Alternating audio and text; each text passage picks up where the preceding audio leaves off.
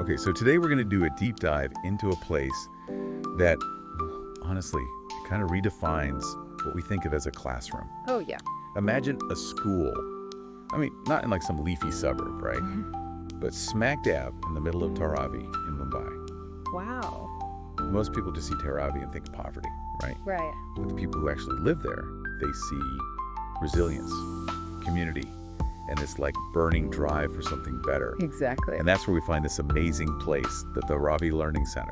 It is pretty amazing. When you think about Dharavi, it's like this incredible microcosm of what urban life is like in, developing countries. Right. It's almost 1 million people packed into this tiny area, smaller than most airports. Yeah. I mean, the challenges are massive, but you can't deny the energy. The spirit of the people there is incredible. And that energy and that spirit, that's like the heart of the Dharavi Learning Center. It was founded by these two people, Arjun and Mira. Oh, yeah, I've read about them. Inspiring. And they get it, They grew up in Dharavi. They fought for every scrap of education they could get. But then they didn't just leave it behind. Yeah. They turned around and dedicated themselves to making sure other kids could have the same chances. It's such a great example of how sometimes the best solutions come from the people who've actually lived through the problem. Yeah. Yeah. Arjun and Mira, they understand exactly what this community needs. And their own stories make them like these incredible role models for the students. Absolutely. So they had this vision to make a space where kids wouldn't just learn, but actually thrive. Right. So they took this tiny abandoned building and turned it into this like buzzing center of learning, just brimming with possibility. Yeah. What do you think about the programs they chose to offer? Especially given, how unique Dharavi is. Well, they were really smart about it. They knew traditional education. A lot of times it doesn't really equip young people for how quickly the world is changing. So they focused on making their curriculum really practical, really relevant. Stuff that would open doors to opportunities outside of Dharavi. Like they teach coding, Python, JavaScript, giving them a direct pipeline to the global tech industry. That's wild when you think about it. It is. Kids who might never have even touched a computer before are learning skills that could get them jobs anywhere in the world. That's the power of education, right? Breaking down those barriers, Right. Geography, socioeconomics, all of that. Absolutely. But they didn't stop with just coding, did they? No, they were really tuned in to connecting education to the actual immediate needs of the community. Yeah. So they integrated creative recycling and crafts into the curriculum.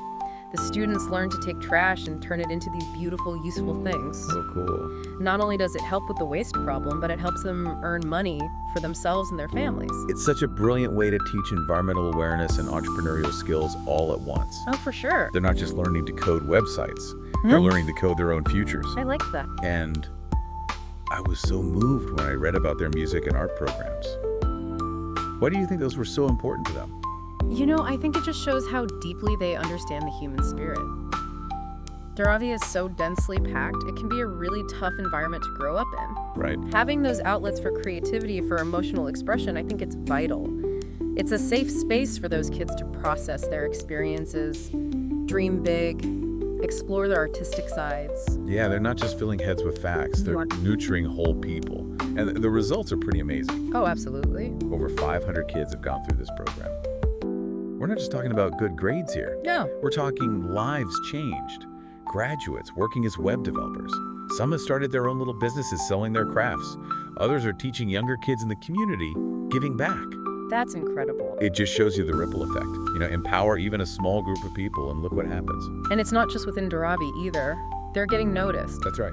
Local businesses donating money. A bookstore gave them a bunch of books to start their first library. They even got laptops from some international NGO. Wow. Their success is making other people want to invest in their vision, which is huge for any grassroots thing to really take off. What gets me is that it all started with just two people who believed that things could be different. It makes you think. Yeah. What little things can we do in our own communities Yeah. to empower the people around us? What seeds of possibility can we plant today, It's a good question. I don't know about you, but it makes me want to look around and see what I can do. Me too. Something small that might make a big difference for someone else. You never know. Exactly.